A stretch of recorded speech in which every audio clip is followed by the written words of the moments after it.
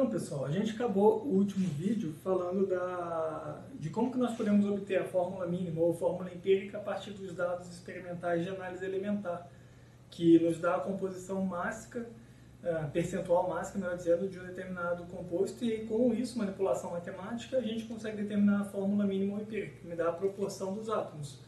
E aí, pegando aquele quadro da última aula, a gente vê que a partir da fórmula molecular também a gente consegue chegar na fórmula mínima, porém o inverso ele não é possível.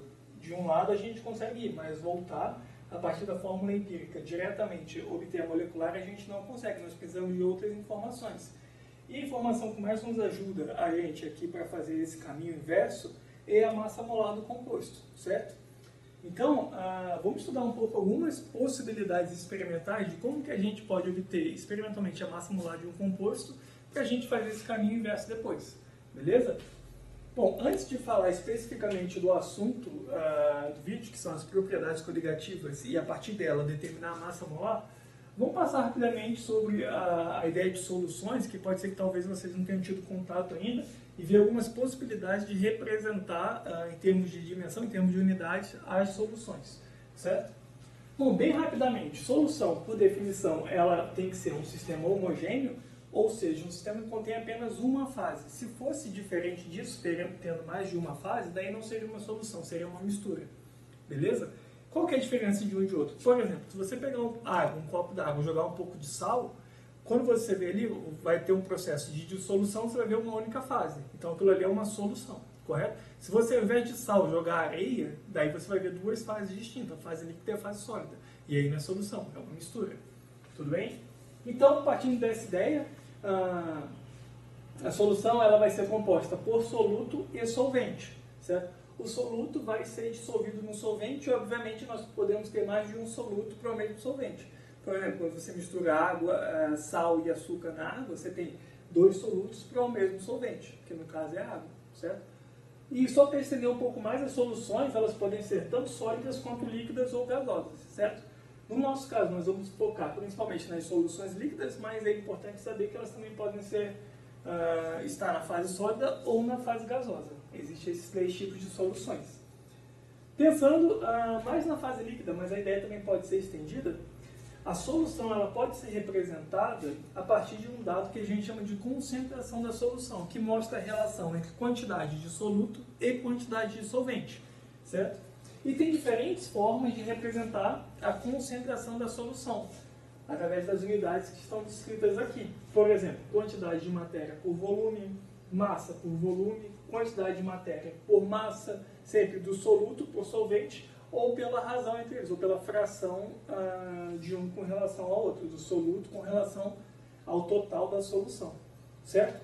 Cada uma dessas aqui tem um nome, cada uma delas é utilizada historicamente mais para um determinado fenômeno e outra para um outro determinado fenômeno. A gente consegue sair de uma para outra facilmente, com manipulação matemática simples, mas historicamente foi construído algumas ideias baseadas em um tipo de unidade. Então, por isso que é bom a gente ter em mente essas diferentes possibilidades, certo? E só a título de informação, alguns nomes, algumas características dessas unidades são as seguintes. Por exemplo, essa forma de representação que mostra a quantidade de matéria do soluto por volume do solvente, nós chamamos de concentração molar, ou molaridade da solução, certo? E a molaridade, que tem como unidade mol por litro, ela é representada por colchetes. Então, por exemplo, se eu quero a concentração de uma espécie I qualquer, isso é representado em termos de símbolo como aquela grandeza que a gente quer a concentração dela entre colchetes. Beleza? Essa é outra forma de representação, que é massa do soluto por volume do solvente, a gente chama de concentração mássica. E aqui eu coloquei um exemplo, mas tem diferentes formas de representar aquilo. Pode ser gramas por mililitro, gramas de soluto por mililitro de solvente, quilogramas por litro, grama por litro e por aí vai, certo? Então, qualquer coisa que representa massa do soluto por volume do solvente é o que a gente chama de concentração mássica, certo? Um terceiro exemplo aqui é a representação de quantidade de matéria de soluto por quilograma de solvente. E aqui é importante manter quilograma quando a gente fala de molaridade, que é representado pela letra B minúscula, porque historicamente ela foi descrita assim e nós vamos ver que ela é bem utilizada em alguns fenômenos que nós vamos estudar daqui a pouquinho, certo? Então, quando eu tenho a representação de quantidade de matéria dissoluto por massa dissolvente, isso aqui é chamado de molaridade da solução, representado pela letra B minúscula, certo? E por fim no que eu estou mostrando aqui, mas tem outras possibilidades, mas por fim, nesse exemplo aqui, é o que a gente chama de fração molar, que é a fração de uma determinada espécie numa solução, certo? Ou seja, com relação ao total. Então, a quantidade de matéria de uma espécie dividido pela quantidade de matéria total vai dar a fração molar daquela espécie. E é lógico que a soma das frações molares de todas as espécies que compõem a solução tem que ser igual a 1, porque tem que ser igual à totalidade, certo? Aqui, como exemplo, peguei aqui um exemplo simples, uma mistura gasosa contendo gás nitrogênio, oxigênio e hidrogênio, tendo uma quantidade de matéria total de 10 mols, porque são 2 mols do gás nitrogênio, 3 mols do gás oxigênio e 5 mols do gás hidrogênio, certo? Então daqui fica fácil perceber que se eu quero determinar a fração molar do nitrogênio, quanto que vai ser? Vai ser a quantidade de matéria de 2 dividido pelo total, que é igual a 10. Então aqui vai dar 0,2 ou 20% é referente ao nitrogênio, certo? Se eu fizer para os outros dois que estão ali, por exemplo, para o oxigênio, isso aqui vai dar 0,3 e para o hidrogênio, isso aqui vai dar 0,5. E aqui a gente vê que o somatório das frações molares tem que necessariamente ser igual a 1, porque é a totalidade, certo? Isso aqui também é uma outra forma de representação de concentração da solução que é bem utilizada. Isso aqui é bem comum em estudo gasoso, de soluções gasosas principalmente, mas pode ser para qualquer tipo de solução, sem problemas, certo? Então, pessoal, isso aqui são alguns exemplos de representação de concentração da solução que nós vamos utilizar quando estivermos estudando as propriedades coligativas ali agora. E por que eu mostrei tudo isso? Porque, como eu falei, historicamente, cada um dos estudos dessas propriedades foi desenvolvido utilizando um tipo de representação da concentração da solução. Então, por isso que é importante a gente falar. Desculpa. Mas a lógica envolvida aqui é a mesma em todas, certo? Então, falando agora especificamente das propriedades coligativas, primeiro só para contextualizar. Propriedades coligativas são propriedades de soluções que são modificadas pela presença do soluto, certo? E aí, o que é interessante das propriedades coligativas é que elas não dependem da natureza do soluto. Depende apenas da relação em quantidade de soluto para solvente, como a gente vai ver nos exemplos aqui. E essas propriedades, ao medir as propriedades, isso nos ajuda a determinar a massa molar de algumas espécies, como a gente vai ver no exemplo final, certo? Mas vamos ver algumas propriedades coligativas interessantes para vocês entenderem como funciona. O primeiro exemplo, aqui para a gente olhar, é o que a gente chama de pressão osmótica. Então, ó, imagina aqui uma ilustração, considerem aí, imaginem na cabeça de vocês que todos esses tubos aqui são iguais. Eu desenhei a mão aqui, não ficou muito bom. Mas a ideia é que todos eles sejam iguais, certo? E aí você coloca solvente dentro do tubo, é lógico que o nível, aqui por conta da pressão ser igual dos dois lados, o nível vai ficar alinhado. Tudo bem?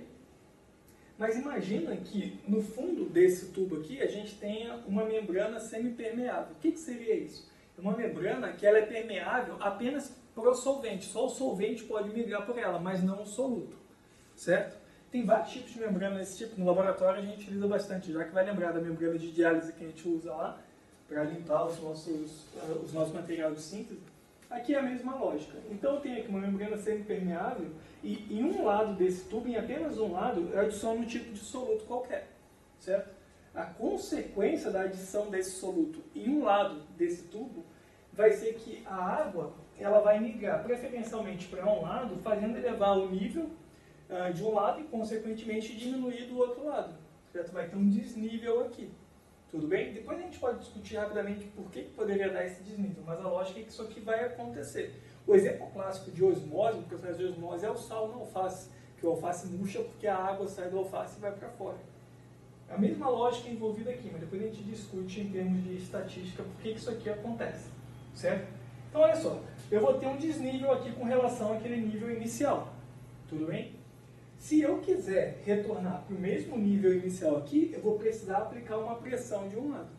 Certo? Aquele lado que está mais alto, eu vou precisar aplicar uma pressão apertando isso aqui, abaixando isso aqui, até que ele se nivele novamente, da forma como está lá, certo?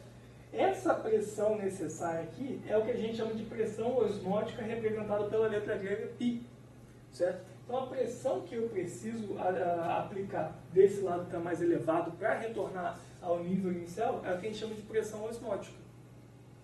E o que é interessante é que a equação, se a gente for desenvolver termodinamicamente, em algum momento da vida de vocês podem tentar fazer isso, é simples, a gente não tem a base aqui, então não precisamos nos preocupar.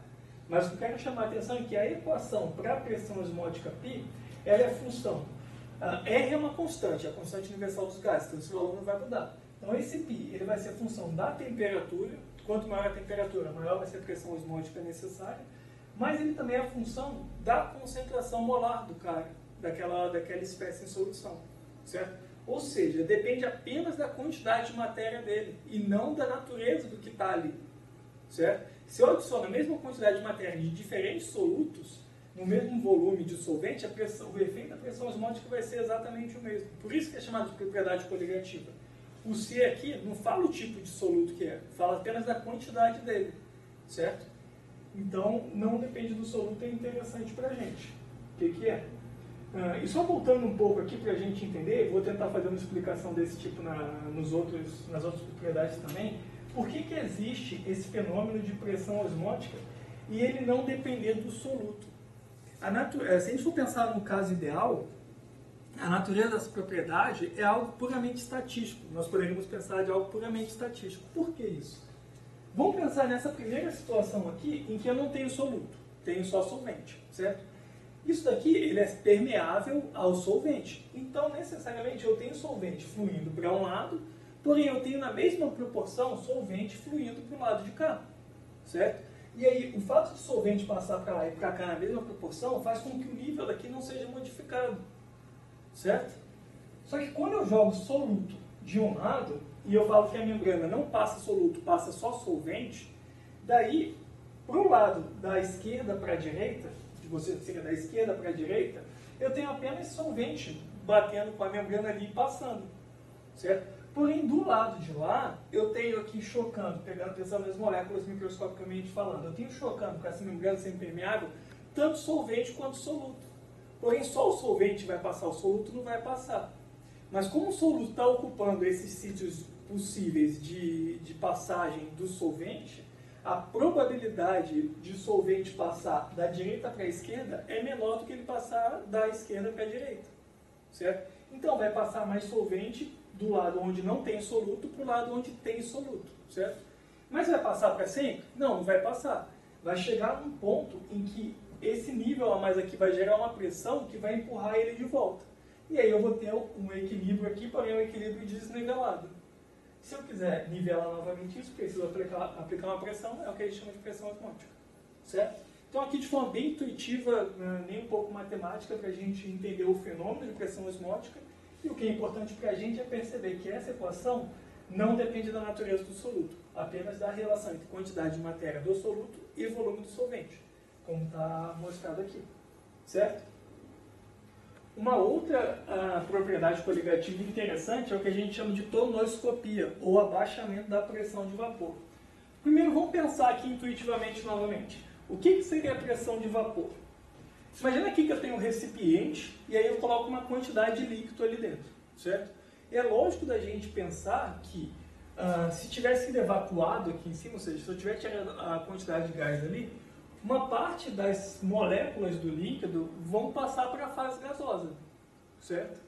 Mas vai passar totalmente? Não. Vai chegar num ponto em que vai se ter um equilíbrio entre a fase gasosa e a fase líquida, certo? E aí eu vou ter continuamente partículas do líquido passando para a fase gasosa, mais partículas da fase gasosa retornando para a fase líquida, certo? Isso aqui vai gerar uma pressão aqui em cima que vai ficar constante no decorrer do tempo. E essa pressão aqui é o que a gente chama de pressão de vapor. para uma determinada temperatura, essa pressão de vapor aqui, ela vai ser função daquela temperatura e, obviamente, do solvente. Cada solvente vai ter uma pressão de vapor. Mas essa pressão P aqui de vapor, vou botar aqui asterisco, vai significar do solvente puro. Essa pressão de vapor, ela é uma função da temperatura. Tem uma equação aqui interessante da termodinâmica, mas não vamos nos preocupar aqui agora. Importante é saber que a pressão de vapor do líquido puro, vou representar com esse asterisco aqui, ela é função da temperatura, certo? Só que quando a gente adiciona um soluto nesse líquido aqui, no solvente, a pressão de vapor aqui, essa pressão de vapor vai ser menor do que a pressão de vapor do líquido puro, certo? Isso aqui também é uma propriedade coligativa, porque não depende do tipo de soluto que eu coloco aqui, depende apenas da quantidade de soluto que está sendo adicionado, certo? E a gente tem uma relação matemática que mostra que a pressão de vapor da solução é igual à fração molar daquele cara, da solução, não do solvente, da solução, obviamente, vezes, do solvente, melhor dizendo, não do soluto, vou botar aqui, solvente, fração molar do solvente, vezes a pressão de vapor dele puro. Porque se ele está puro, a fração molar dele é quanto? É 1. Porque se ele está puro, esse aqui vai ser igual ao de baixo, então vai ser igual a 1, a fração molar dele. E aí, se ele está puro, a pressão de vapor vai ser igual à pressão de vapor dele puro, corretamente. E, obviamente, se não tem dele, se a fração molar dele é 0, ele não vai ter pressão de vapor, porque não tem nada lá. E aí, continuamente, segue dessa forma. Tudo bem? Isso aqui também é mais uma propriedade coligativa, porque a gente vê que esse cara aqui, ele não depende da natureza do soluto, depende apenas da relação entre quantidade de soluto e quantidade de matéria total, nesse caso aqui, já que a gente está falando de pressão. Mas a lógica é que é uma propriedade coligativa também por não depender do tipo de soluto, certo? E vamos tentar pensar mais uma vez intuitivamente por que ocorre esse abaixamento da pressão de vapor quando eu saio do líquido puro e chego numa solução. A lógica é a seguinte, ó, eu estou falando aqui que tem continuamente um processo de mudança do estado líquido para gasoso, porém na mesma proporção do estado gasoso para o estado líquido, certo? Só que essa mudança do estado líquido para o estado gasoso vai ocorrer com as partículas que estão na superfície do líquido, concorda? E se ele está puro, todas as partículas ali são partículas do solvente, do próprio solvente. Então todas elas têm chance de ir para o vapor e voltar para o líquido posteriormente, correto? Porém, nesse caso, quando eu tenho uma solução, ou seja, eu tenho um soluto dissolvido e uniformemente disperso no solvente, quando ele está ali em cima, quando ele está dissolvido assim, a superfície daquele líquido ali, a interface líquido e gasosa, ela não é composta só de partículas do solvente, vai ter algumas partículas do soluto também. E o soluto não tem a capacidade de passar para a fase gasosa. Consequentemente, o número de moléculas disponíveis do líquido, do solvente, para passar para a fase gasosa é menor. E isso vai fazer com que a pressão de vapor dele diminua e seja proporcional à fração molar dele, obviamente, porque essa fração molar a gente pode garantir que ela é uniforme em qualquer parte da solução, aquela fração molar, e isso vai gerar esse abaixamento da pressão de vapor. Beleza? Tranquilo? Os outros dois são quase que uma consequência dessa tonoscopia. Deixa eu pegar aqui para falar corretamente em termos de valores. A propriedade coligativa seguinte, que a gente vai falar aqui, é que a gente chama de elevação ebulioscópica, que nada mais é do que o aumento da temperatura de ebulição do solvente por conta da adição de um soluto. E isso vocês já perceberam na casa de vocês.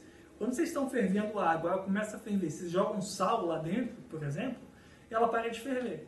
Para de ferver por quê? Porque quando saiu do líquido puro e se transformou em uma solução salina, a temperatura de ebulição dele subiu, certo? Por que isso acontece? Porque para o líquido entrar em ebulição, isso aqui vai acontecer quando a pressão de vapor dele se igualar à pressão externa, certo? Então, você está com água pura, aí está subindo a temperatura, a pressão de vapor dele se igualar à pressão externa e ele entrou em ebulição. Mas quando você jogou sal ali dentro, o que aconteceu com a pressão de vapor dele? Vai diminuir. Vai diminuir porque você vai diminuir a fração molar dele. E aí eu vou precisar de mais temperatura, porque a pressão de vapor é a função da temperatura, como a gente está falando. Vou precisar de mais temperatura para que isso aqui seja atingido novamente. E aí eu vou ter então uma elevação na temperatura de ebulição, ou o que a gente chama de elevação ebulioscópica, certo? E aqui eu vou colocar a equação matemática que é interessante para nós andarmos no que a gente quer fazer. Essa elevação ebulioscópica, a equação nos fala que a variação na temperatura de ebulição do solvente vai ser igual a uma constante que é característica do solvente, certo? Isso aqui é tabelado, vezes a molaridade, que é a quantidade de matéria do soluto pela massa do solvente, a molaridade do soluto, certo? Então, quanto mais soluto eu tenho lá na solução, maior vai ser a variação na temperatura de mudança de fase, nesse caso a elevação ebulioscópica, certo? E aqui é utilizado molaridade porque historicamente foi descrito assim, então por isso que é importante a gente estudar. Mas nós poderíamos escrever em termos de molaridade, mas precisaríamos mudar o valor da constante para adequar as unidades, beleza? Então tem essa equação aqui. E a mesma coisa em termos de equação, mas não em termos de razão, ocorre quando a gente está olhando para o abaixamento crioscópico. O abaixamento crioscópico é exatamente o inverso. Se eu tenho água pura, por exemplo, na condição ideal, ela vai congelar a 0 graus Celsius, certo? Só que quando tem uma solução de sal, o congelamento dela é uma temperatura mais baixa. Isso daí, a razão é um pouco diferente, porque tem uma questão de ordenamento que lá na frente a gente vai discutir um pouquinho. Mas a consequência disso é o que a gente chama de abaixamento crioscópico. E isso aqui também tem uma equação, que é lógico da gente pensar, que é similar àquela lá. Só que aqui, a variação de temperatura para congelamento ou fusão, que daria no mesmo, né, é igual a uma constante vezes a molaridade do soluto. Certo? Então, a mesma lógica envolvida aqui vai ser nesse caso. Eu vou ter uma variação da temperatura no ponto de congelamento, que é função da concentração do soluto. Mas, mais uma vez, aqui eu não estou falando do tipo de soluto. O tipo de soluto que eu falo com relação à interação. Mas tem uma particularidade que a gente tem que chamar a atenção, que é esse termo aqui, que está relacionado ao grau de ionização. Nós não vamos entrar nesses detalhes aqui no nosso exemplo, nos nossos exemplos, mas só para vocês entenderem o que eu estou falando. Por exemplo, isso aqui é açúcar de mesa, o açúcar que a gente usa em casa. Quando eu pego o açúcar sólido e dissolvo ele em água, 1 mol desse cara, a gente vai depois entender mais profundamente a equação química, mas só para falar que a mesma quantidade de matéria que eu coloquei nesse cara, eu vou ter aqui dissolvido. Esse símbolo aqui significa aquoso, aqui significa sólido. Logo, logo a gente vai discutir isso, certo? Então aqui eu tenho uma relação de 1 para 1. Porém, quando eu coloco sal de cozinha, cloreto de sódio NaCl, dissolvo ele em água, esse cara aqui, que é o composto iônico, ele vai se dissociar nos seus íons, Na e Cl-. E cada unidade que eu coloco desse cara, isso aqui, ao se dissolver, ele vai gerar 2 unidades, certo? Então, esse cara aqui teria que ser levado naqueles cálculos das propriedades coligativas, porque lá ele não diferencia se é cátion, se é ânion. É relacionado apenas à quantidade. Então tem um termo de correção aqui, que a gente chama de termo I, relacionado ao grau de ionização, mas não vamos entrar nesse detalhe aqui não, que não vai ser interessante para a gente. E só para finalizar aqui o vídeo, vamos ver como é que a gente pode, a partir dessas ideias, determinar a massa molar. Então imagine um experimento. Eu peguei lá essa massa, 250 miligramas ou 0,25 gramas de enxofre molecular, enxofre puro, e eu coloquei ele em 100 gramas de tetacloreto de carbono, que é um líquido, certo? Isso aqui seria, então, o soluto e o solvente, tudo bem? Ao fazer isso e verificar o ponto de congelamento, eu vi que isso aqui gerou uma redução no ponto de congelamento de 0,28 graus Celsius, ou 0,28 Kelvin, porque a relação é a mesma, quando eu estou falando de variação, tudo bem? Sabendo que a constante K, para esses solvente tem esse valor aqui, 29,8 Kelvin vezes quilogramas por mol, vamos tentar determinar a partir disso qual que é a massa molar do enxofre. Como é que a gente pode fazer isso? Vamos pensar. A equação é essa aqui, ó. Essa que a gente acabou de ver. Certo? Então eu tenho a variação de temperatura de 0,28 Kelvin vai ser igual à constante que foi dada ali, 29,8 Kelvin vezes quilograma por mol, vezes a molaridade do soluto. O que é molaridade? Quantidade de matéria do soluto dividido pela massa do solvente. A quantidade de matéria do soluto, a gente não sabe quanto foi, porque eu tenho a massa, mas eu não tenho a quantidade de matéria, e eu não sei a massa molar dele. E a massa do solvente, dada em quilogramas, porque aqui a constante está sendo dada em quilogramas, quanto que vai ser? 100 gramas é igual a 0,1 quilograma, certo? Olha que interessante aqui, ó. O Kelvin eu vou cortar com esse Kelvin, o quilograma eu vou cortar com esse quilograma, vai sobrar o mol aqui embaixo, que vai passar para cá, vai me dar exatamente a unidade da quantidade de matéria, o M do soluto, certo? Fazendo essa conta aqui, eu não vou fazer para colocar o resultado direto aqui, a quantidade de matéria do soluto vai ser de 9,4 vezes 10 a menos 4 mol. Tudo bem? Só que olha só, essa quantidade de matéria aqui, ela está referente a qual massa? A 0,25 gramas, certo? Então, se eu tenho 0,25 gramas de enxofre, eu tenho aquela quantidade de matéria. O que é massa molar? É a massa por mol, por 1 mol. Então, aqui eu posso fazer uma regra de 3 simples, ou fazer uma equação matemática mais simples ainda. Por quê? Se eu tenho essa massa aqui, corresponde a essa quantidade de matéria, se eu tivesse 1 mol, qual seria a massa?